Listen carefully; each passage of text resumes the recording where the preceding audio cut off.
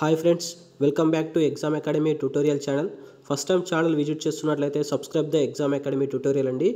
Daily current affairs follow అవ్వడం కోసం exam academy tutorial ఛానల్కి సంబంధించినటువంటి టెలిగ్రామ్ గ్రూప్లో జాయిన్ అవ్వండి. ఈ వీడియోలో మనం 74వ రాజ్యాంగ సవరణ దానికి సంబంధించినటువంటి క్వశ్చన్స్ అనాలిసిస్ చేసేటువంటి ప్రయత్నం చేద్దామండి. సో ప్రీవియస్ వీడియోలో మనం 73వ రాజ్యాంగ సవరణకు సంబంధించినటువంటి క్వశ్చన్స్ అనాలిసిస్ చేయడం జరిగింది. సో దానికి సంబంధించి ఎవరైనా వీడియో చూడాలనుకున్నట్లయితే డిస్క్రిప్షన్లో లింక్ ఇస్తాను, అక్కడ నుంచి చూసేటువంటి ప్రయత్నం చేయండి. Coming to the first question, సరైన వాటిని గుర్తించండి అంటున్నాడు. స్టేట్మెంట్ 1 వచ్చేసి 74వ రాజ్యాంగ సవరణ ద్వారా రాజ్యాంగంలో 12వ షెడ్యూల్ని చేర్చినారు అని చెప్పేసి ఇచ్చాడు. సో స్పెల్లింగ్ మిస్టేక్ వచ్చి చూసుకోండి. సెకండ్ స్టేట్మెంట్లో 74వ రాజ్యాంగ సవరణ ద్వారా 9A భాగంలో 243P నుంచి 243ZG ఆర్టికల్స్ని చేర్చినారు అన్నాడు. థర్డ్ స్టేట్మెంట్లో 1993 జూలై 1 నుంచి 74వ రాజ్యాంగ సవరణ అమల్లోకి వచ్చింది అన్నాడు. ఏలో 1, 2 సరైనవి, బి వచ్చేసి 2, 3 సరైనవి, సి వచ్చేసి 1, 3 సరైనవి, డి వచ్చేసి 1, 2, 3 సరైనవి అని చెప్పేసి ఇచ్చాడు. సో దీనికి సంబంధించి మీరు వీడియోను పాజ్ చేసుకొని ఆన్సర్ చేసేటువంటి ప్రయత్నం చేయండి. నేను ఆన్సర్ ఎక్స్ప్లెనేషన్ చేస్తూ దానికి సంబంధించినటువంటి రిలేటెడ్ పాయింట్స్ కూడా ఎక్స్ప్లెయిన్ చేస్తానండి. సో 74వ రాజ్యాంగ సవరణ ద్వారా మనకు రాజ్యాంగంలో 12వ షెడ్యూల్ని చేర్చినారని చెప్పేసి ఫస్ట్ స్టేట్మెంట్ ఇవ్వడం జరిగింది. మనకు స్టేట్మెంట్ 1 అనేటువంటిది కరెక్ట్ అవుతుందండి. సెకండ్ స్టేట్మెంట్లో 74వ రాజ్యాంగ సవరణ ద్వారా మనకు రాజ్యాంగంలో 9A భాగాన్ని చేర్చడం జరిగింది. అందులో 243P ఆర్టికల్స్ నుంచి 243ZG ఆర్టికల్స్ వరకు చేర్చినారు అన్నాడు. మనకు సెకండ్ స్టేట్మెంట్ కూడా కరెక్ట్ అవుతుంది. అదేవిధంగా మనకు 1993 జూలై 1 నుంచి 74వ రాజ్యాంగ సవరణ అమల్లోకి వచ్చిందని చెప్పేసి ఇచ్చాడండి. సో మనం ఇక్కడ డేట్ చూసుకున్నట్లయితే మనకు 1993 జూన్ 1 నుంచి మనకు 74వ రాజ్యాంగ సవరణ అమల్లోకి రావడం జరిగింది. సో మనకు థర్డ్ స్టేట్మెంట్ రాంగ్ అవుతుందండి. మనకు 73వ రాజ్యాంగ సవరణ అనేటువంటిది మనకు 1993 ఏప్రిల్ 24 నుంచి అమల్లోకి వస్తే మనకు 74వ రాజ్యాంగ సవరణ వచ్చేసి 1993 జూన్ 1 నుంచి అమల్లోకి రావడం జరిగింది. కాబట్టి ఓవరాల్గా థర్డ్ స్టేట్మెంట్ రాంగ్ అవుతుంది.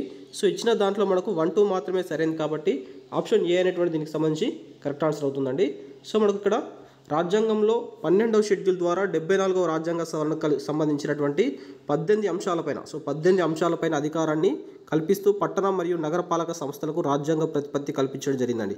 సో మనకు 11వ షెడ్యూల్లో చేర్చబడినటువంటి అంశాల ప్రకారం 29 అంశాలపైన అధికారాన్ని మనకు గ్రామ పంచాయతీలకు కల్పించడం జరిగింది. కాకపోతే ఇక్కడ 18 అంశాలపైన అధికారాన్ని పట్టణ నగరపాలక సంస్థలకు కల్పిస్తూ రాజ్యాంగ ప్రతిపత్తి చేరుస్తూ 12వ షెడ్యూల్ చేర్చడం జరిగిందండి. సో ఈ క్వశ్చన్ చూసుకోవాల్సి ఉంటుంది. Coming to the next question, జతపరచండి అంటున్నాడు. నిబంధన 243P సబార్టికల్ సి అన్నాడు. 2 వచ్చేసి 243P సబార్టికల్ డి ఇచ్చాడు. 3 వచ్చేసి 243 సబార్టికల్ ఈ ఇచ్చాడు. 4 వచ్చేసి 243P సబార్టికల్ ఎఫ్ అన్నాడు. నిర్వచనం వచ్చేసి ఏ మెట్రోపాలిటీ, బి వచ్చేసి మున్సిపల్ ప్రాంతం, సి వచ్చేసి మున్సిపాలిటీ, డి వచ్చేసి పంచాయతీ అని చెప్పేసి ఇచ్చాడు. సో దీనికి సంబంధించి మ్యాచ్ ద ఫాలోయింగ్ చేయమంటున్నాడండి. సో మనకు 73వ రాజ్యాంగ సవరణ ద్వారా 243A నుంచి ఓ ఆర్టికల్స్ అనేటువంటివి కలవు. మనకు 243A నుంచి ఓ ఆర్టికల్స్ వచ్చేసి 73వ రాజ్యాంగ సవరణ అయితే 243P నుంచి వెళ్ళి మనకు 243ZG ఆర్టికల్స్ వచ్చేసి మనకు 74వ రాజ్యాంగ సవరణకు సంబంధించినటువంటి పట్టణ నగరపాలక సంస్థకు సంబంధించినటువంటి సంస్థలుగా చూసుకోవాల్సి ఉంటుంది. అయితే మనకు 243 ఆర్టికల్లో మనకు నిర్వచనాలు ఉంటే అదేవిధంగా మనకు 243P ఆర్టికల్లో కూడా నిర్వచనాలు ఉంటాయండి. 243P ఆర్టికల్లో కూడా మనకు 7 నిర్వచనాలు ఉంటాయండి. వీటికి సంబంధించి కూడా మనం చూసుకోవాల్సి ఉంటుంది.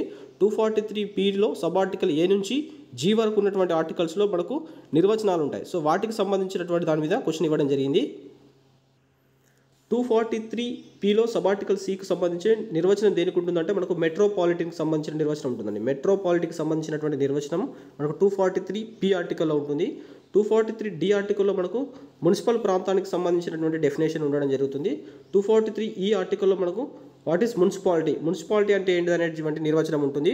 243Fలో మనకు పంచాయతీ ప్రాంతం యొక్క నిర్వచనం ఉంటుంది. సో మనం ఒకసారి 243లకు సంబంధించి 243P ఆర్టికల్లో సబ్ ఆర్టికల్ ఏకి సంబంధించి ఏముంటుందంటే మనకు కమిటీ యొక్క నిర్వచనం ఉంటుంది. ఏలో మనకు కమిటీ యొక్క నిర్వచనం ఉంటుంది.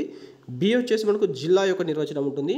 సి వచ్చేసి మనకు మెట్రోపాలిటీకి సంబంధించిన నిర్వచనం, డి వచ్చేసి మున్సిపల్ ప్రాంతం, ఈ వచ్చేసి మనకు మున్సిపాలిటీ, ఎఫ్ వచ్చేసి పంచాయతీ, నెక్స్ట్ 243G వచ్చేసి జనాభా. 243G వచ్చేసి జనాభా నిర్వచనం ఉంటుంది. సో ఇక్కడ గుర్తుంచుకోవాల్సింది ఏంటంటే మనకు 243 సబ్ ఆర్టికల్ స్మాల్ ఏలో మనకు జిల్లా నిర్వచనం ఉంటుంది. సేమ్ జిల్లా నిర్వచనం 243PBలో ఉంటుంది. 243 పీబీలో ఉన్న నిర్వచనమే 243ఏలో ఉంటుంది. సో ఇది చూసుకోండి. అదేవిధంగా 243Fలో ఉన్నటువంటి నిర్వచనమే 243 పీజీలో ఉంటుంది. 243 స్మాల్ ఎఫ్లో ఏదైతే మనకు జనాభా నిర్వచనం ఉంటుందో సేమ్ నిర్వచనం 243 పీజీలో ఉంటుంది. సో ఇవి చూసుకోండి, సేమ్గా ఉన్నటువంటి ఆర్టికల్స్ ఈ రెండు ఉంటాయి. సో వీటిని చూసుకోవాల్సినటువంటి అవసరం ఉంటుందండి. సో ఇచ్చిన దాని ప్రకారం 1A 2B 3C 4D కాబట్టి ఆప్షన్ ఏ అనేటువంటి దీనికి సంబంధించి కరెక్ట్ ఆన్సర్ అవుతుంది. మనకు 243Pకి సంబంధించినటువంటి దానిలో సబ్ ఆర్టికల్స్ 1 to 7 అనేటువంటిది అంటే A to G ఆర్టికల్స్ మనకు నిర్వచనాలు తెలపడం జరుగుతుంది. వీటిని చూసుకోవాల్సి ఉంటుందండి. Coming to the next question, జతపరచండి అంటున్నాడు, నిబంధన అంశము అన్నాడు. 1 వచ్చేసి 243S అన్నాడు, 2 వచ్చేసి 243T, 3 వచ్చేసి 243U ఆర్టికల్, 4 వచ్చేసి 243V ఆర్టికల్. సో ఇక్కడ ఏలో వార్డుల విభజన, బి వచ్చేసి పదవీ కాలము, సి వచ్చేసి రిజర్వేషన్లు, డి వచ్చేసి అర్హతలు అనర్హతలు అని చెప్పేసి ఇచ్చాడు.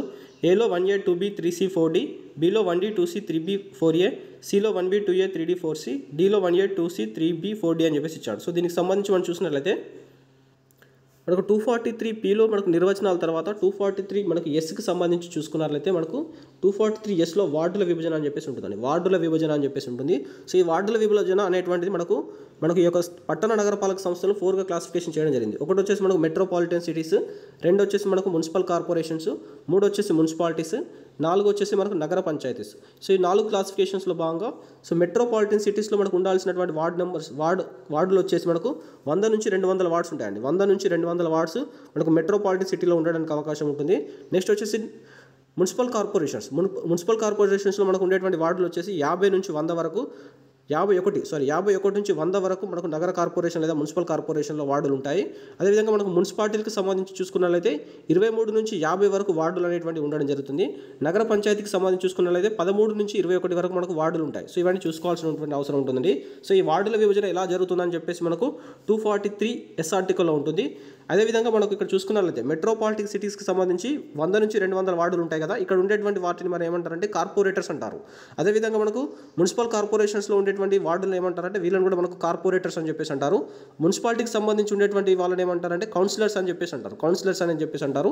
నగర పంచాయతీకి సంబంధించి ఉండేటువంటి వారిని వీరు ఏమంటారంటే వార్డ్ మెంబర్స్ అంటారు. సో ఈ యొక్క పేర్లకు సంబంధించి సపరేట్గా ఉంటుంది, వీటిని కూడా చూసుకోవాల్సి ఉంటుందండి. అదేవిధంగా 243T ఆర్టికల్లో మనకి ఏముంటుందంటే రిజర్వేషన్ ఉంటాయండి. 243Tలో మనకి ఏముంటాయంటే రిజర్వేషన్స్ ఉంటాయి. దీని ప్రకారం సి అవుతుందండి. సో మనకు రిజర్వేషన్స్ ఏ విధంగానైతే 243D ఆర్టికల్ ఎలా అయితే రిజర్వేషన్స్ ఉన్నాయో 243T ఆర్టికల్లో కూడా రిజర్వేషన్స్ ఉంటాయి. సో మనకు SC/STలకు జనాభా ప్రాతిపదికన రిజర్వేషన్ కల్పించడం జరిగింది. మహిళలకు 50% రిజర్వేషన్, మహిళలకు 1/3 రిజర్వేషన్ అనేటువంటిది కల్పించడం జరిగింది. సో ఇది చూసుకోవాల్సి ఉంటుందండి. 243U ఆర్టికల్లో మనకి ఏంటంటే పదవీ కాలం ఉంటుంది. స్థానిక స్వపరిపాలన సంస్థలకు ఏ విధంగానే పదవీ కాలం ఉందో సో ఇక్కడ కూడా 5 సంవత్సరాల పదవీ కాలం అనేటువంటిది వీళ్ళకు ఉండడం జరుగుతుంది. 243V ఆర్టికల్లో మనకి ఏముంటుందంటే అర్హతలు అనర్హతలు అని చెప్పేసి ఉంటాయి. సో అర్హతలు అనర్హతలకు సంబంధించి 243V ఆర్టికల్లో ఉంటుంది. ఇందులో మనకు 21 సంవత్సరాల వయసు ఉన్నటువంటి వ్యక్తి ఉండాలి, స్థానికంగా ఓటర్గా నమోదై ఉండాలి, 1995 చట్టం ప్రకారం ఇద్దరికన్నా ఎక్కువ సంతానం ఉండరాదు అని చెప్పేసి అర్హతలు అనర్హతల్లో ఉంటాయి. సో ఈ అంశాలు మనం చూసుకోవాల్సి ఉంటుందండి. దీని ప్రకారం మనకి ఇచ్చిన దాంట్లో 1A 2C 3B 4D కాబట్టి ఆప్షన్ డి అనేటువంటి దీనికి సంబంధించి కరెక్ట్ ఆన్సర్ అవుతుందండి. సో మనకు 243లో ఉన్నటువంటి రిమైనింగ్ ఆర్టికల్స్ ఒకసారి చూసుకున్నట్లయితే మనకు 243Pలో మనకు నిర్వచనాలు ఉంటాయి కదా, 243Pలో నిర్వచనాలు ఉంటాయి. నెక్స్ట్ వచ్చేసి 243Q వచ్చేసి మనకి ఏముంటుందంటే వ్యవస్థాపన అని చెప్పేసి ఉంటుందండి. వ్యవస్థాపనలో మనకు ఈ పట్టణ నగరపాలక సంస్థలు 4 రకాలుగా క్లాసిఫికేషన్ చేయడం జరుగుతుంది. ఒకటి వచ్చేసి మనకు మెట్రోపాలిటన్ నగరాలు, 2 వచ్చేసి మనకు మున్సిపల్ కార్పొరేషన్స్, 3 వచ్చేసి మున్సిపల్ కౌన్సిల్స్ ఉంటాయి, 4 వచ్చేసి నగర పంచాయతీ అని చెప్పేసి ఉంటాయి. సో ఈ 4 క్లాసిఫికేషన్స్ అనేటువంటి మనకు వ్యవస్థాపన అనేటువంటి దానిలో వస్తుంది. నెక్స్ట్ 243Rలో మనకు నిర్మాణం ఉంటుంది. సో ఈ నిర్మాణంలో సో ఏదైతే మనకు పైన క్లాసిఫికేషన్ చేయబడినటువంటి మెట్రోపాలిటన్ నగరాలు కావచ్చు, నగర కార్పొరేషన్స్ లేదా మున్సిపల్ కార్పొరేషన్స్, మున్సిపల్ కౌన్సిల్స్, నగర పంచాయతీస్, ఈ 4 రకాల క్లాసిఫికేషన్స్లో ఉన్నటువంటి ప్రజాప్రతినిధులందరూ కూడా ప్రత్యక్ష పద్ధతిలో ఎన్నుకోబడతారు. మనకు దీనికి సంబంధించినటువంటి ప్రతినిధులు అంటే చైర్మన్ కావచ్చు, mayor, deputy mayor, chairman, deputy chairman వీరు మాత్రమే పరోక్షంగా ఎన్నిక కాబడతారని చెప్పేసి మనకు నిర్మాణంలో చెప్పడం జరుగుతుంది. ఎస్ వచ్చేసి మనకు వార్డుల విభజన, ఆల్రెడీ ఎస్ అనేటువంటి ఆర్టికల్ వార్డుల విభజనకు సంబంధించి మెట్రోపాలిటన్ నగరాల్లో 100 నుంచి 200 వార్డులు ఉంటాయి. మున్సిపల్ కార్పొరేషన్స్లో 51 నుంచి 100 వరకు వార్డులు ఉంటాయి. మనకు మున్సిపాలిటీలో 23 నుంచి 50 వరకు వార్డులు ఉంటాయి. నగర పంచాయతీలో 13 నుంచి 21 వరకు వార్డులు ఉంటాయని చెప్పేసి మనకు ఎస్లో ఉంటుంది. నెక్స్ట్ టీ వచ్చేసి రిజర్వేషన్స్, మనకు SC/STలకు సంబంధించినటువంటి రిజర్వేషన్స్, అదేవిధంగా మహిళలకు సంబంధించినటువంటి 1/3 రిజర్వేషన్ గురించి మనకు ఆర్టికల్ టీలో ఉంటుంది. అదేవిధంగా 243 ఆర్టికల్లో మనకి ఏముంటుందంటే పదవీ కాలం అని చెప్పేసి ఉంటుంది 5 సంవత్సరాలు. 243 ఆర్టికల్లో మనకు అర్హతలు అనర్హతలు ఉంటాయి. 21 సంవత్సరాల వయసు ఉండాలి, స్థానికంగా ఓటర్గా నమోదై ఉండాలి, 95 ప్రకారం 1995 చట్టం ప్రకారం ఇద్దరికన్నా ఎక్కువ సంతానం ఉండరాదని చెప్పేసి ఉంటుంది. 243 ఆర్టికల్ చూడండి, దీని ప్రకారం మనకు అధికారాలు అని చెప్పేసి ఉంటుంది. సో ఈ అధికారాలలో మనకు 12వ షెడ్యూల్లో పేర్కొనబడినటువంటి 18 అంశాలపైన అధికారాలను మనకు పట్టణ నగరపాలక సంస్థలకు బదిలీ చేయడం జరిగింది. సో ఈ అంశాలను చూసుకోండి. ఇందులో భాగంగా మనకు 11 అంశాలు, సో 18 అంశాలలో 11 అంశాలు తప్పనిసరిగా బదిలీ చేయాల్సి ఉంటుంది. 7 అంశాలు మాత్రం ఐచ్ఛికంగా ఉండడం జరుగుతుంది. అదేవిధంగా మనకు 243 ఆర్టికల్, 243లో ఆర్టికల్లో మనకు ఆదాయాలకు సంబంధించినటువంటి సమాచారం ఉంటుంది. సో ఇక్కడ మనకి ఏంటంటే పట్టణ నగరపాలక సంస్థలకు వచ్చేటువంటి ఆదాయం, కేంద్ర ప్రభుత్వం సమకూర్చేటువంటి నిధులు కావచ్చు, రాష్ట్ర ప్రభుత్వాలు సమకూర్చేటువంటి నిధులు, అదేవిధంగా అద్దెలు అమ్మకాల ద్వారా వచ్చేటువంటి రాబడులు, విరాళాల ద్వారా వచ్చేటువంటి పన్నులు, విరాళాల ద్వారా వచ్చేటువంటి రాబడి కావచ్చు, అదేవిధంగా మనకు పన్నుల ద్వారా వచ్చేటువంటి రాబడికి సంబంధించినటువంటి సమాచారం అంతా కూడా మనకు 243 ఆదాయాలకు సంబంధించి ఉండడం జరుగుతుంది. సో రిమైనింగ్ ఆర్టికల్స్కి సంబంధించి నేను సపరేట్ క్వశ్చన్ ఇవ్వడం జరిగింది. సో అక్కడ చూసేటువంటి ప్రయత్నం చేద్దామండి. Coming to the next question. జతపరచండి అంటున్నాడు. నిబంధన అంశము అన్నాడు. 243 ఆర్టికల్, 243 243 243 ఆర్టికల్ అని చెప్పేసి ఇచ్చాడు. ఏలో మెట్రోపాలిటన్ ప్రణాళిక బోర్డు, బి వచ్చేసి జిల్లా ప్రణాళిక బోర్డు, సి వచ్చేసి రాష్ట్ర ఎన్నికల సంఘము, డి వచ్చేసి రాష్ట్ర ఆర్థిక సంఘం అని చెప్పేసి ఇచ్చాడు.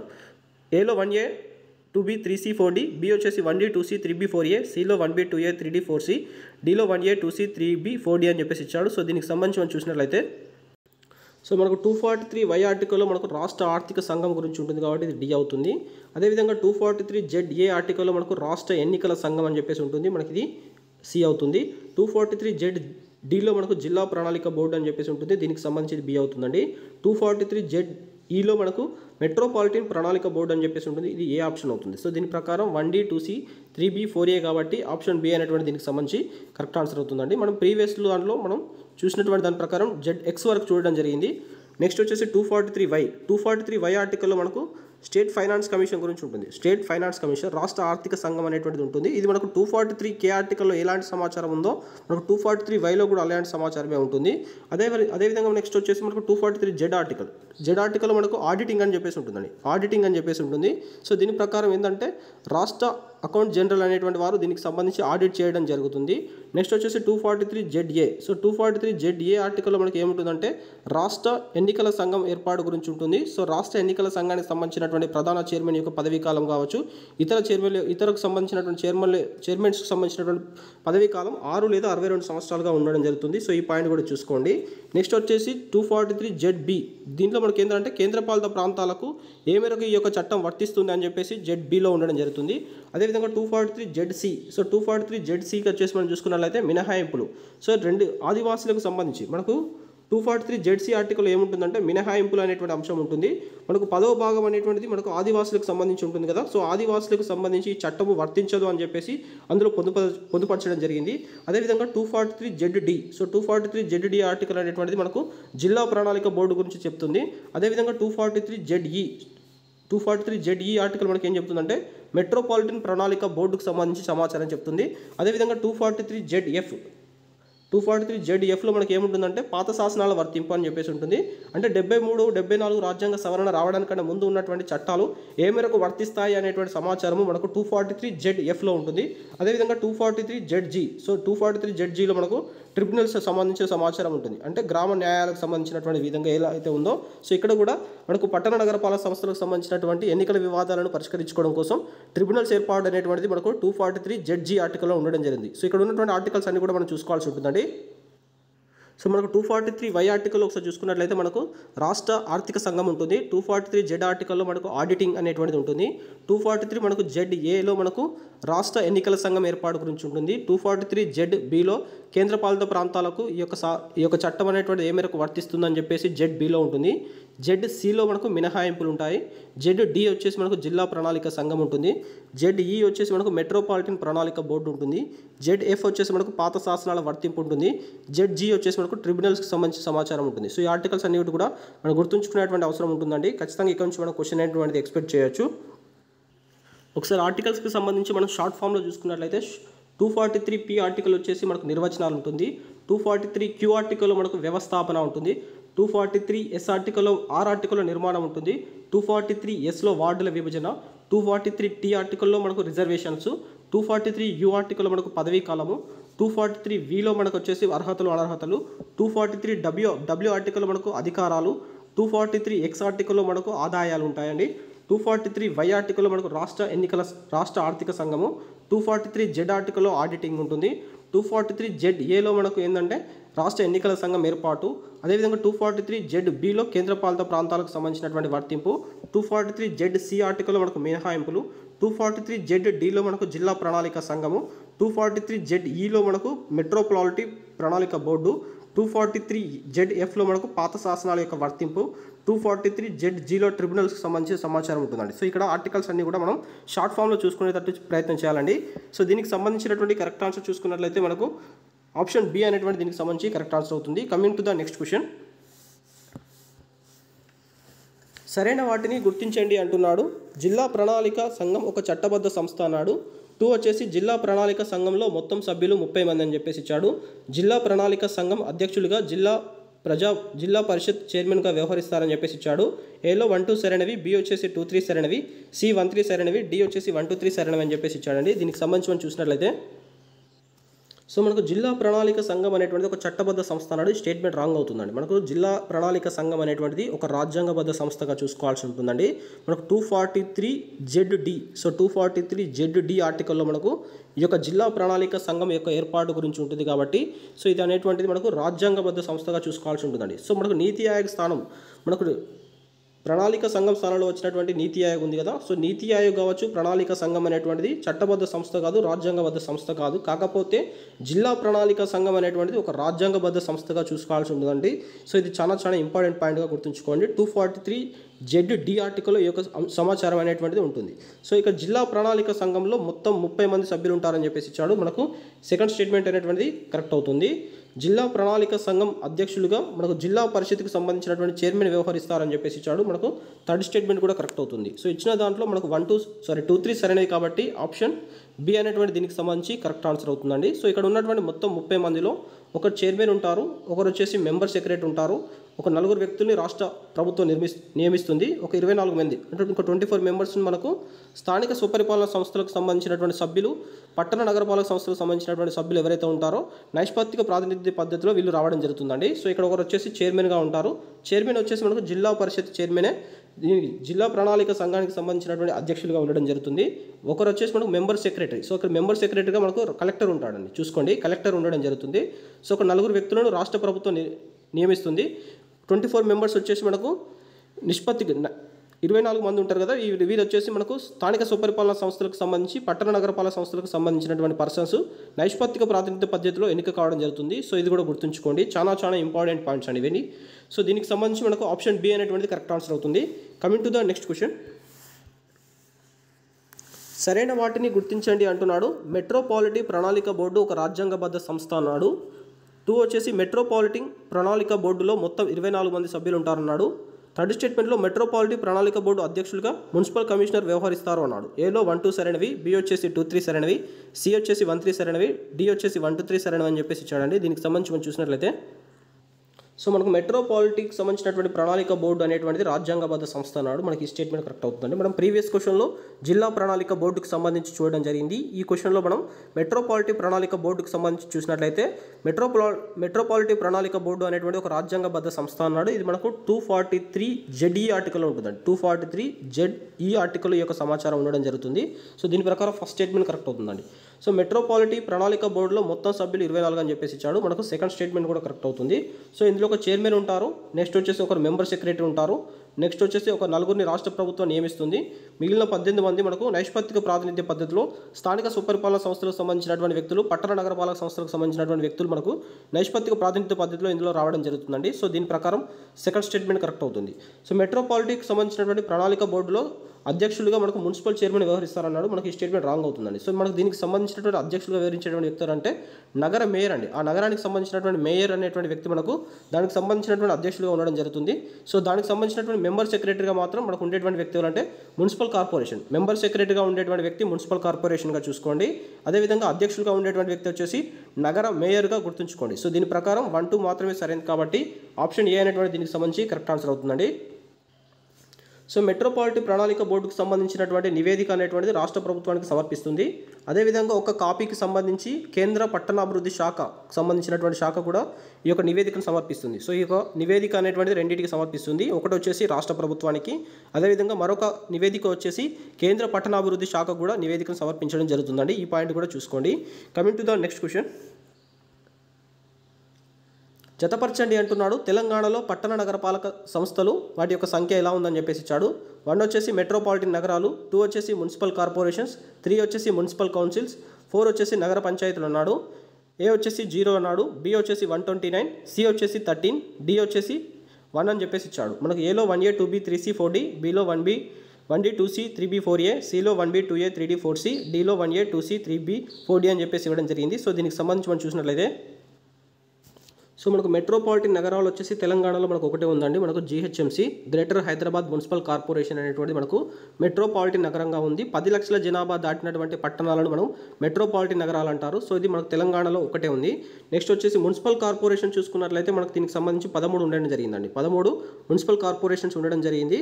సో మనకు 2019 మున్సిపల్ యాక్ట్ రావడం, తెలంగాణ మున్సిపల్ యాక్ట్ రావడం కన్నా ముందు మనకు పాతవి ఒక 6 మున్సిపల్ కార్పొరేషన్స్ ఉండే. సో ఈ యాక్ట్ ద్వారా మరొక 7ని చేర్చడం జరిగింది. ఓవరాల్గా ప్రస్తుతం ఉన్నటువంటి మున్సిపల్ కార్పొరేషన్స్ వచ్చేసి 13 అండి. వీటి పేర్లు కూడా చూసుకోండి. ఒకటి వచ్చేసి కరీంనగర్ పాతది, కరీంనగర్, వరంగల్, ఖమ్మం, నెక్స్ట్ వచ్చేసి నిజామాబాద్, నెక్స్ట్ వచ్చేసి రామగుండం, నెక్స్ట్ వచ్చేసి మనకు హన్మకొండ. సో వీటికి సంబంధించి 6 పాతవి.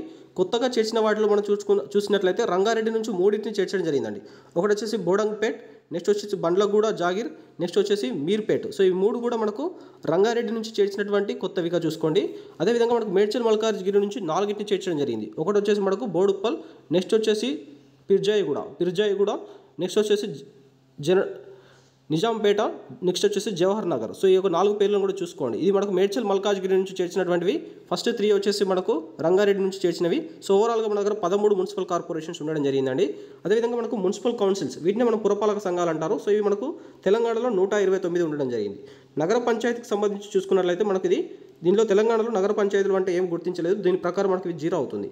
సో దీని ప్రకారం మనం అమర్చినట్లయితే 1D 2C 3B 4A కాబట్టి ఆప్షన్ డి అనేటువంటి దీనికి సంబంధించి కరెక్ట్ ఆన్సర్ అవుతుందండి. సో మనకు మెట్రోపాలిటన్ నగరాలు ఒకటి ఉన్నాయి. మున్సిపల్ కార్పొరేషన్స్ వచ్చేసి మన దగ్గర మనకు 13 ఉండడం జరిగింది. అదేవిధంగా మున్సిపల్ కౌన్సిల్స్ లేదా పురపాలక సంఘాలు వచ్చేసి 129 ఉండడం జరిగింది. నగర పంచాయతీలు వచ్చేసి మనకు ఈ యొక్క 2019లో వచ్చినటువంటి తెలంగాణ మున్సిపల్ చట్టం ప్రకారం మనకు నగర పంచాయతీలను తొలగించడం జరిగింది. సో దాని ప్రకారం నగర పంచాయతీలు అంటూ ఏమీ లేదు కాబట్టి ఇది 0 అవుతుంది. సో తెలంగాణలో ఉన్నటువంటి మొత్తం అర్బన్ బాడీస్ ఎన్ని అని అడిగితే మాత్రం మనకు 142 అవుతుందండి. సో ఈ 142 ఎలా వస్తుందంటే 129 + 13. సో 129 + 13 కలిపినట్లయితే మనకు 142 వస్తుంది. దీన్ని మనం తెలంగాణలో ఉన్నటువంటి మొత్తం అర్బన్ బాడీస్గా చూసుకోవాల్సి ఉంటుందండి. సో ఇది దీనికి సంబంధించినటువంటి explanation. Coming to the next question అండి. సరైన వాటిని గుర్తించండి అంటున్నాడు. 1 వచ్చేసి తెలంగాణ రాష్ట్రంలో 2024 మార్చి 1 నాటికి కంటోన్మెంట్ బోర్డ్స్ 1 కలదు అన్నాడు.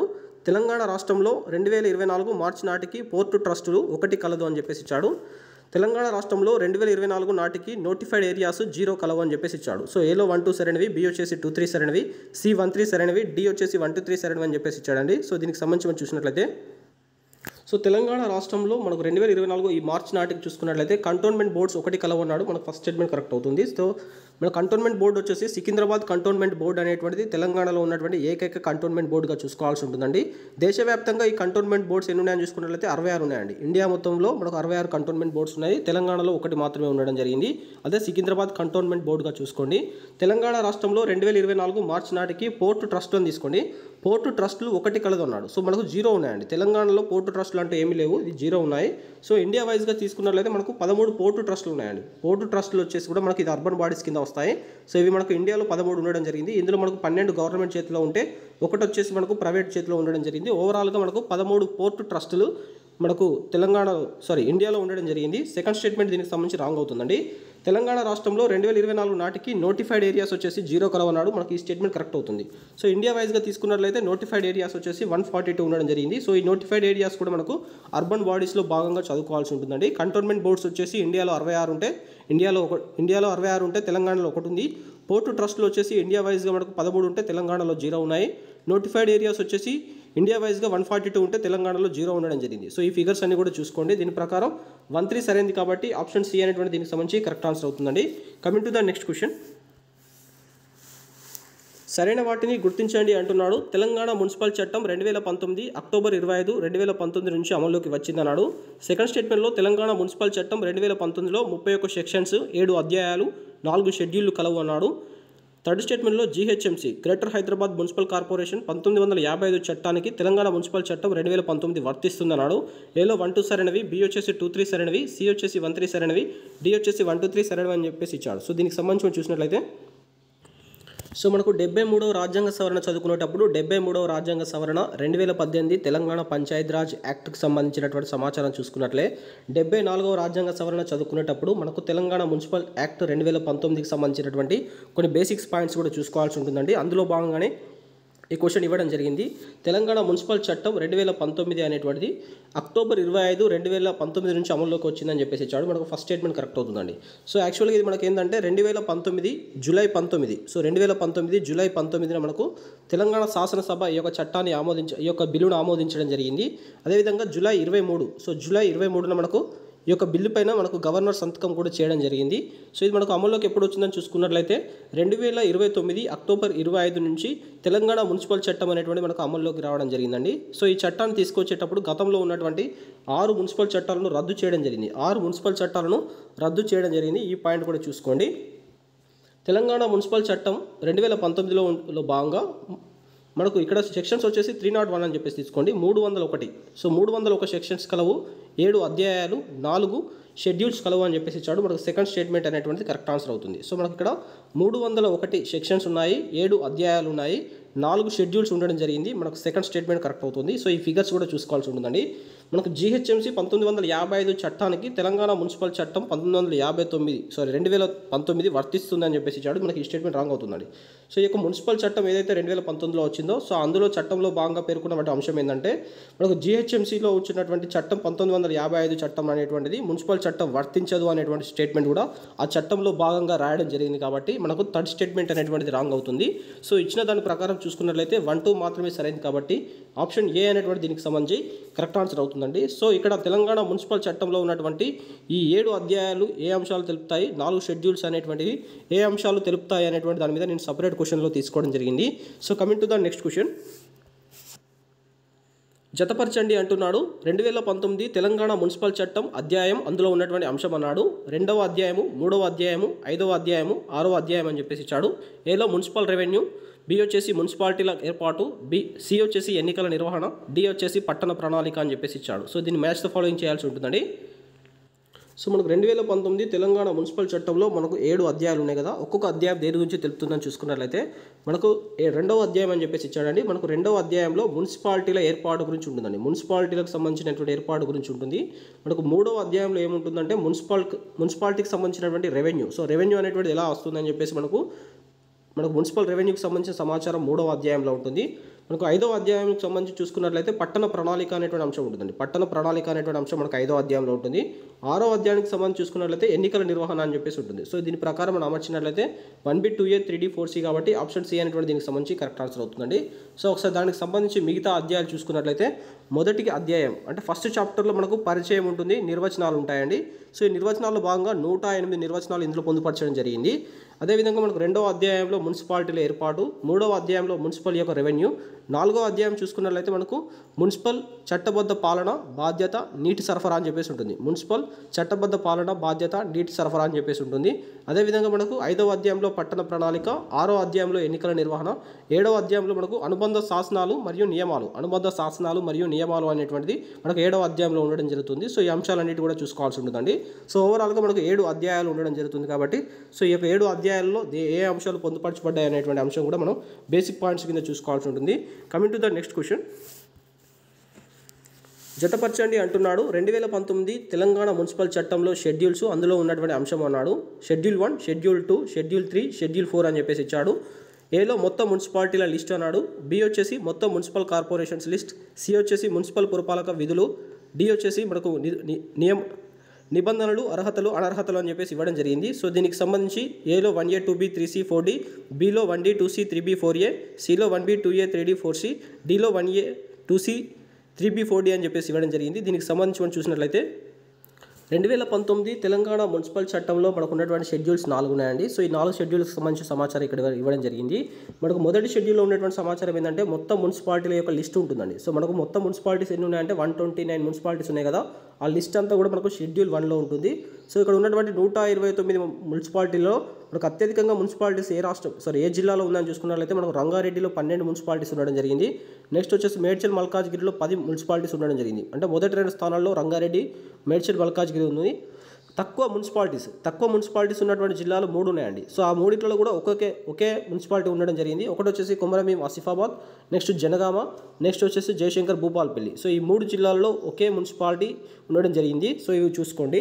అదేవిధంగా సెకండ్ షెడ్యూల్లో మనకి ఏముంటుందంటే మొత్తం మున్సిపల్ కార్పొరేషన్స్ యొక్క లిస్ట్ ఉంటుందండి. ఓవరాల్గా ఉన్నటువంటి మున్సిపల్ కార్పొరేషన్స్ యొక్క లిస్ట్ ఉంటుంది. సో మనకు మొత్తం మున్సిపల్ కార్పొరేషన్స్ 13 ఉన్నాయండి. సో టోటల్ మున్సిపల్ కార్పొరేషన్స్ 13 ఉన్నాయి. సో మనకు అత్యధికంగా మేడ్చల్ మల్కాజ్గిరిలో 4 ఉన్నాయి. అదేవిధంగా రంగారెడ్డిలో 3 ఉన్నాయండి. రంగారెడ్డిలో 3 మున్సిపల్ కార్పొరేషన్స్ ఉండడం జరిగింది. వీటిని కూడా సంబంధించి చూసుకోండి. సో దీనికి సంబంధించి 2 అవుతుంది. షెడ్యూల్ 3 అనేటువంటి మనకు మున్సిపల్ పురపాలక విధులు అనేటువంటి ఉంటాయి. వాటికి సంబంధించినటువంటి డ్యూటీస్ ఏంటిదని చెప్పేసి మనకు షెడ్యూల్ 3లో ఉంటుంది. షెడ్యూల్ 4లో వచ్చేసి మనకు నిబంధనలు, వాటికి సంబంధించినటువంటి సభ్యులకు సంబంధించిన అర్హతలు, అనర్హతలకు సంబంధించి షెడ్యూల్ 4లో పొందుపరచడం జరిగింది. దీని ప్రకారం ఇది డి అవుతుంది. సో దీని ప్రకారం మనం అమర్చినట్లయితే 1A 2B 3C 4D కాబట్టి ఆప్షన్ ఏ అనేటువంటి దీనికి సంబంధించి కరెక్ట్ ఆన్సర్ అవుతుందండి. 2019 తెలంగాణ మున్సిపల్ చట్టానికి సంబంధించినటువంటి కొన్ని బేసిక్ పాయింట్స్ కూడా చూసుకున్నట్లయితే మనకు మున్సిపాలిటీలలో కావచ్చు, మెట్రోపాలిటీ సిటీస్లో కావచ్చు, మనకు లేఅవుట్స్ ఏవైతే ఉంటాయో, లేఅవుట్స్ అంటే కొత్తగా మనకు ఇన్ఫ్రాస్ట్రక్చర్స్ డెవలప్ చేస్తున్నటువంటి లేఅవుట్స్ పర్మిషన్ ఇచ్చేటువంటి అధికారం ఎవరికి ఉంటుందంటే కలెక్టర్కు ఉండడం జరుగుతుంది. అదేవిధంగా మనకు భవన నిర్మాణం అంటే పట్టణ ప్రాంతాల్లో భవన నిర్మాణానికి కావాల్సినటువంటి అనుమతులు తీసుకోవాలంటే 75 గజాల ఇల్లు కట్టుకున్నట్లయితే ఎలాంటి అనుమతులు తీసుకోవాల్సినటువంటి అవసరం అనేటువంటిది ఉండదు. సో 500 గజాల లోపు మనం ఇల్లు నిర్మాణం చేయాలనుకున్నట్లయితే ఆన్లైన్లో పర్మిషన్ తీసుకోవాల్సి ఉంటుందండి. సో దీనికి సంబంధించి 21 రోజులుగా సమయం అనేటువంటిది ఇవ్వడం జరుగుతుంది. 21 రోజులుగా ఒకవేళ దానికి సంబంధించి పర్మిషన్ రాకపోతే పర్మిషన్ ఇచ్చినట్లుగానే భావించాలని చెప్పేసి చట్టంలో పొందుపరచడం జరిగింది. అదేవిధంగా మనకు ఈ యొక్క మున్సిపల్ కార్పొరేషన్కి సంబంధించినటువంటి చట్టంలో భాగంగా ఈ యొక్క పట్టణ నగరపాలక సంస్థలకు సంబంధించి ఎన్నికల యొక్క రిజర్వేషన్స్లో ఎస్సీ ఎస్టీలకు సంబంధించినటువంటి రిజర్వేషన్లు అనేటువంటిది వారి యొక్క జనాభా ప్రాతిపదికన ఇవ్వడం జరుగుతుంది. అదేవిధంగా మహిళలకు సంబంధించి 50% రిజర్వేషన్ అనేటువంటిది ఈ చట్టం కల్పించడం జరిగిందండి. మనకు 74వ రాజ్యాంగ సవరణ ప్రకారం మాత్రం 1/3 రిజర్వేషన్ కల్పిస్తే మనకు 2019 మున్సిపల్ చట్టం ప్రకారం మహిళలకు సంబంధించి 50% రిజర్వేషన్ అనేటువంటిది కల్పించడం జరిగింది. సో అదేవిధంగా ఈ రిజర్వేషన్ అనేటువంటిది రొటేషన్ మనకు 2 టర్మ్స్ అంటే 10 సంవత్సరాలకు ఒకసారి ఈ యొక్క రొటేషన్ పద్ధతిలో మారడం జరుగుతుంది. మనకు 2018లో చట్టంలో కూడా 2018 మనకు ఉన్నటువంటి పంచాయతీరాజ్ చట్టంలో కూడా రిజర్వేషన్స్ అనేటువంటిది 2 టర్మ్స్ లేదా 10 ఇయర్స్కి ఒకసారి చేంజ్ అవుతాయని చెప్పేసి ఉంది. సో సేమ్ సమాచారం మనకు తెలంగాణ మున్సిపల్ చట్టంలో కూడా ఉండడం జరిగిందండి. సో ఇవన్నీ పాయింట్స్ కూడా చూసుకోండి. అదేవిధంగా ఇందులో భాగంగా తెలంగాణ మున్సిపల్ చట్టంలో హరిత నిధి కోసం 10% డబ్బులు కేటాయించాలని చెప్పేసి కూడా రాయడం జరిగింది. అంటే పట్టణాలలో పచ్చదనం అనేటువంటి దానికి అధిక ప్రాధాన్యత ఇస్తూ మనకు మున్సిపల్ చట్టం చేయడం జరిగింది. సో ఈ సమాచారం కూడా చూసుకోవాల్సి ఉంటుందండి. అదేవిధంగా మనకు పెట్టినటువంటి మొక్కలు 85% సర్వైవల్ అనేటువంటిది కావాలి అని చెప్పేసి ఈ యొక్క చట్టంలో పేర్కొనడం జరిగింది. సో ఇవన్నీ కూడా పాయింట్స్ చూసుకోవాల్సి ఉంటుందండి. సో ఈ వీడియోలో మనం 74వ రాజ్యాంగ సవరణకు సంబంధించినటువంటి సమాచారము, 2019 మున్సిపల్ చట్టానికి సంబంధించినటువంటి కొన్ని బేసిక్స్ అనేటువంటి చూడడం జరిగింది. ఫస్ట్ టైం ఛానల్ విజిట్ చేస్తున్నట్లయితే subscribe the exam academy tutorial channel. Thank you all అండి.